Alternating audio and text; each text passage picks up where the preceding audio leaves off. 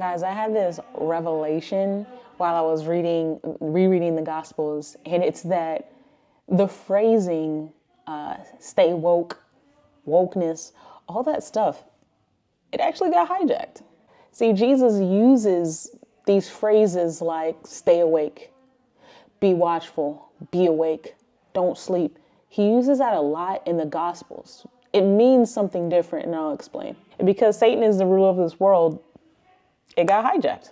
Of course it did. Not only is it found in the Gospels, but it's found throughout the Bible. It's really stay awake.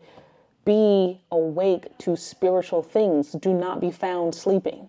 Not only do not be found sleeping to spiritual things, but also be awake, be watchful, because Jesus is coming back. That's deep.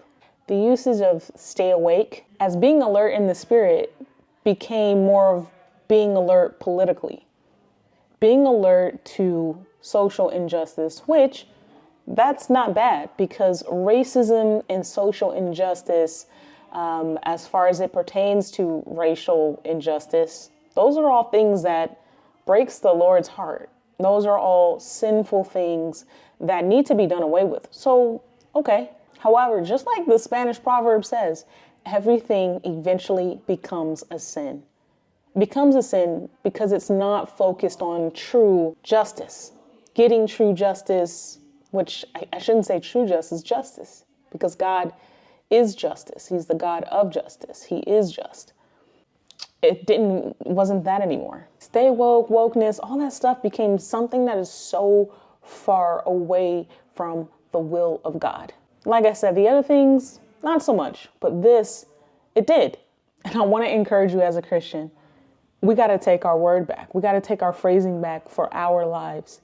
So the next time you hear me stay woke, it's pertaining to spiritual things.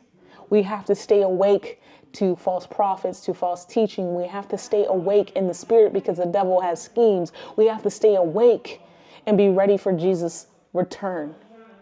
We have to stay woke, stay awake. I hope this blesses your life and this revelation. You understand how it's a spiritual war. How on one hand, the Lord says this over and over to us about our spiritual lives, about him returning, and then how the enemy just twists it and turns it. And now it's like, we don't even want to hear that phrase. What a revelation.